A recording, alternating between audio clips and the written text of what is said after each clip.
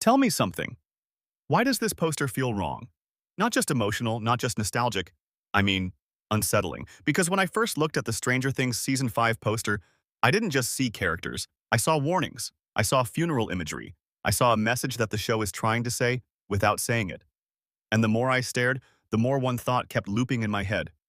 This isn't just a poster. It's a prophecy. Because look, Season 5 isn't just another season. This is the end. The final confrontation. The moment everything collapses. And this poster? It's not celebrating the journey. It's telling us who doesn't make it out. Let me ask you one question, and I need you to really answer this in your head. If the writers wanted to warn us that a beloved character is going to die, how would they do it? Would they spoil it in a trailer? Number. They'd hide it in plain sight. In the poster. And that's exactly what they did. Look at Will. Look at where he's placed. Look at the expression. Look at the hands. Look at who is above him. Look at who is below him. Will is not standing between Eleven and Vecna. He's being pulled between them. This isn't Will in danger. This is Will becoming the danger. And it gets worse. Because the first 10 seconds of this poster tell us something that nobody is prepared for. This final season is not a rescue mission. It's a goodbye. If you're still breathing after that, we continue. Just say, next, and I'll move into the first segment. The gateway, the library, and the true battlefield of Season 5. Now, let's step into the poster itself. The backdrop, the thing taking up nearly the entire top half, is not just scenery. It's the final battleground. At first glance, it looks like just another upside-down tear. But it's not. Because this is the exact same place from the Season 5 trailer, Hawkins Public Library. And that matters. Why? Because the library is where stories are kept, where knowledge is stored, where memory lives. And in Stranger Things, memory isn't just memory. It's power. It's trauma. It's the one thing Vecna feeds on. So when the government tries to seal this gateway, they aren't closing a hole. They're trying to bury a memory. Erase what happened. Pretend Hawkins never fell apart. Pretend they never lost control. But they fail. And the poster shows us why they fail. Because this gateway isn't physical. It's emotional. It's tied to Will. Look closely at the composition. Vecna above 11 below Will, trapped between he isn't standing there. He's held there. The poster is telling us, the library isn't just where Vecna returns, it's where Will breaks. And here's the part that hit me like a punch in the chest. When Will passed out in the trailer, we thought it was just another vision. But now, it looks more like possession. Or worse, awakening. Because Will has always felt the upside down. Not like the others. He hears it. He feels it. He knows it. Season 1 wasn't an abduction. It was a bonding. This poster is telling us, finally, that Will wasn't chosen by accident. He was chosen because he is the door, and this gateway, this library, this rip in the world, it opens because Will opens. Vecna doesn't come through. He comes with. Now look at the bottom right corner of the poster. Most people ignored it. But it's the ugliest part. The darkest part. The part that feels like something terrible already happened there. It's a tunnel. Narrow, dirty, claustrophobic. No light, no sky, no escape. This isn't a place where a fight happens. This is a place where someone gets trapped. And inside that tunnel, for the first time in all of Stranger Things poster history, there is a Demogorgon. Now, we haven't seen a Demogorgon as a main threat since early seasons. So why is it back now in the final season poster in a scene that looks like a panic run escape route? Because this time, the Demogorgon isn't the monster, it's the warning.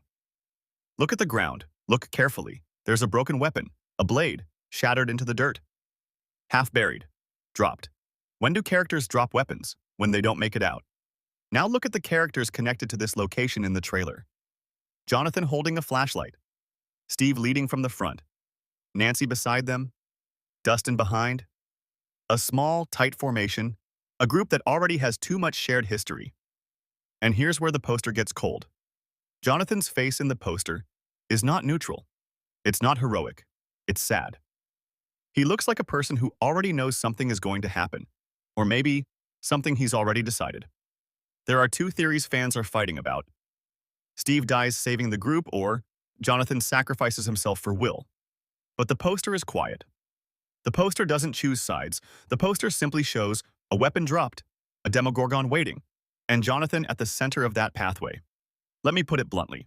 Whether it belongs to Steve or Jonathan or someone else entirely, The poster is telling us someone doesn't walk back out. And Stranger Things has always taken the person we don't expect at the moment we finally re-love them, which is why the poster puts Nancy, Jonathan, Steve together. The love triangle returns only so it can break. Not emotionally, physically. Now shift your eyes to the bottom left of the poster. The WSQ radio tower. The van. The distance. The isolation. This place isn't just a base. It's a last safe zone. A place hidden from military control. A place where voices carry through worlds. We already know sound can cross dimensions. Season 4 proved that. So what does that mean here? It means the radio isn't just communication. It's connection. Which is exactly why Vecna destroys it. He isn't cutting off signals. He's cutting off hope. Now look who the poster places near the radio station. Erica Holly Wheeler, Karen Wheeler, Robin Murray. This is not a random group.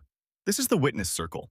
The ones who see what happens, the ones who try to warn everyone else, the ones who survive long enough to realize what's coming next.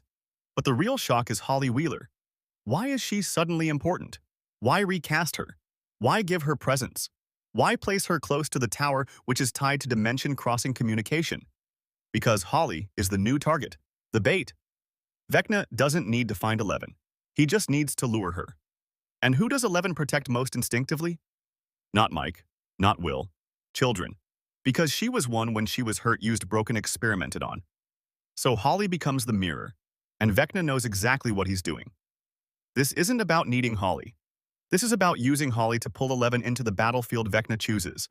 And that brings us to the most unsettling placement in the entire poster, Erica. Look at her stance. Look at her line of sight. She is not scared. She is not confused. She is aware. She knows something the others don't. Something she saw. Something she can't unsee. Remember that Erica has always had something all the others lost over time. Childhood clarity. Where adults rationalize, children recognize. And the poster is telling us Erica sees what's coming before everyone else does. But nobody listens. Just like no one listened when Will heard the mind flayer. Just like no one listened when Max felt Vecna watching. Just like no one listened before every tragedy in this show. Which leads to the most chilling realization. The radio isn't for communication. It's a warning siren. And by the time anyone understands what Erica is trying to tell them, it will already be too late. Now look at the center of the poster. The spine. The message. Vecna at the top. 11 at the bottom. And Will Wheeler trapped between them. Not beside, between. This isn't visual arrangement, it's hierarchy. Vecna is control. Will is vessel. 11 is counterforce. This is not the story of 11 versus Vecna. This is the story of 11 versus Vecna for Will. And here's where the poster's true meaning hits. Will is not just connected to the upside down. He is anchored to it. Every season, Will didn't just sense the mind flayer. He echoed it. He felt it move. He reacted before it acted. That is not a victim. That is a receiver. Season 1 wasn't a kidnapping. Season 2 wasn't possession. Season 3 wasn't recovery. It was all conditioning. Vecna didn't choose Will by accident. He chose him because of what Will is, the last open door. Every gate is sealed. Every breach is watched. Every path is monitored. Except one, Will's mind. And now, it's time for Vecna to walk through it. Look closely at Will's expression on the poster. It is not fear. It is anger. It is conflict. It is something inside him waking up, not from outside, but from memory. The upside down didn't take Will. It left a piece of itself inside him. A seed, a thread, a function, a purpose. And Vecna's placement above Will, hand lowered, gentle, not attacking, tells the whole story. Vecna does not want to kill Will. He wants to use him, not as a puppet, not as bait, as a host. Which leads to the darkest line the poster is whispering. The final monster of Stranger Things is Will. And Eleven's expression? Not focused on Vecna. She's looking at Will. That's the real war. Not worlds, not dimensions, not armies. A childhood bond breaking. Because 11 will have to choose between saving the world or saving Will. But here's the part that hurts. She can't do both. Someone must lose. Someone must let go. Someone must fall. And the poster already shows who is standing alone when it's over.